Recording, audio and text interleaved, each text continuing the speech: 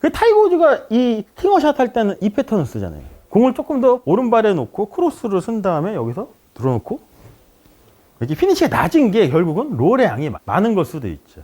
타이거즈가 그런 얘기 하지 않나요? 탄도를 띄울 때는 손의 높이를 피니시 때 높이라고 하잖아요. 탄도를 이렇게 낮은 탄도로 할 때는 이게 뭐냐면 턴에서 롤로 가는 움직임의 변화가 이제 스탠스를 내가 얘를 크로스로 가느냐 오픈으로 가느냐에 따라서 차이가 생길 수도 있겠죠. 그래서 7-5라는 얘기는 뭐냐면 구성 요소 24가지 중에 5번째. 7장은 이 플레이 라인에 대한 정의고, 그리고 10장은 뭐냐면 그 변형 요소에 대해서 얘기가 나오는 거니까 한번 알아볼게요. 선택한 스트로크에는 방향과 앵글이라는 두 가지 기본 정렬이 필요하지만 더욱 중요한 것은 방향이래요.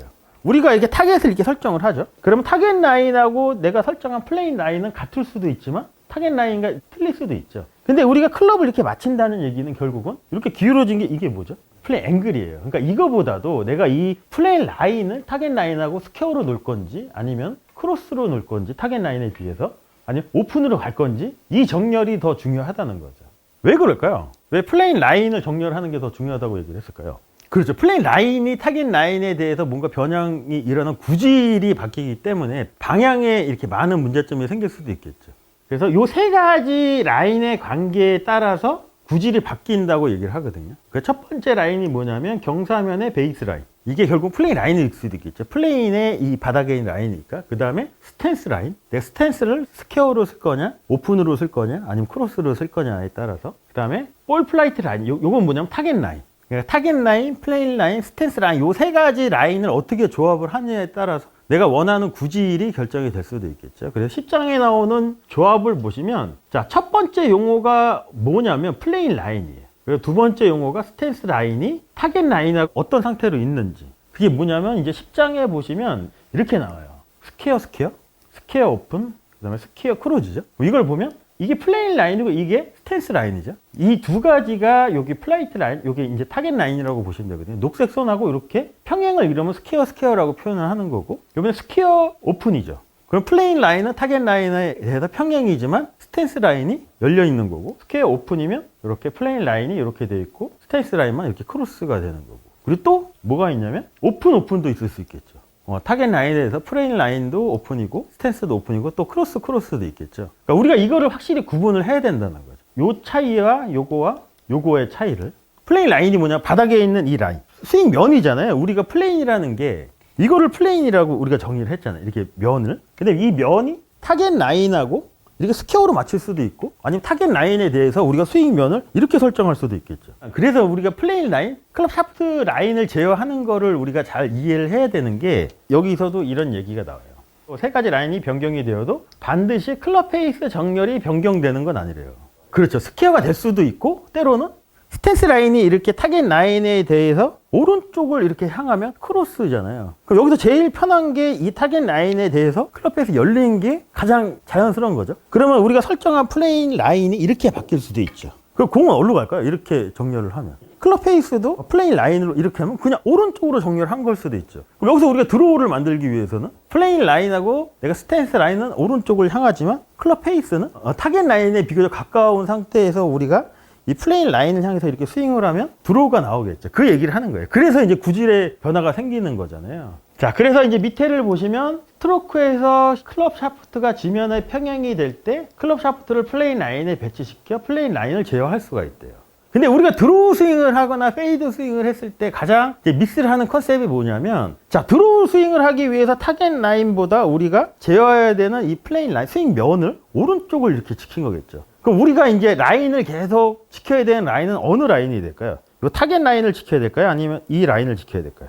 지금은 이 선이 보여서 이 라인을 지키는 게 훨씬 더 명확하지만 코스에 나가서는 이 라인들이 없잖아요. 그럼 내가 오른쪽을 이렇게 서서라도 저쪽을 보면 어디를 지키려고 하냐면 나도 모르게 플레인 라인보다 타겟 라인을 이렇게 유지하려고 하거든요. 그럼 어떤 결과가 나올까요? 내가 오른쪽으로 이렇게 정렬해서 내가 지켜야 되는 선은 이 선인데 만약 이 선을 지키면 내가 설정한 라인보다 아웃에서 인으로 들어오기 때문에 아마 푸시 슬라이스나 뭔가 이렇게 드로우 커브의 반대 커브가 생길 수도 있다는 거죠. 이런 거를 제어를 해야 되는 거죠. 그래서 이 플레인 라인이라는 건 뭐냐면 결국에는 어깨 라인을 이렇게 정의를 할 수도 있지만 이 내가 스윙하는 이 라인을 어떤 라인을 내가 설정을 하느냐에 따라서 틀릴 수도 있다는 거죠.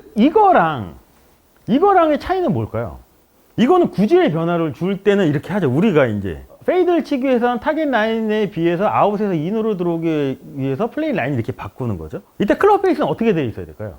페이드를 치려면 요 중간 정도가 돼야 되겠죠. 이때도 우리가 생각해 보셔야 될 게 뭐냐면 이 타겟 라인에 대해서는 클럽 페이스가 닫혀 있지만 내 스탠스 라인에 비해서는 열려 있는 거예요. 드로우는 우리가 반대로 생각을 하면 되겠죠. 그럼 구질의 변화가 생길 것 같아요. 이렇게 하면. 근데 만약에 이 패턴으로 가면 어떤 변화가 생길까요? 스탠스만 오픈이에요.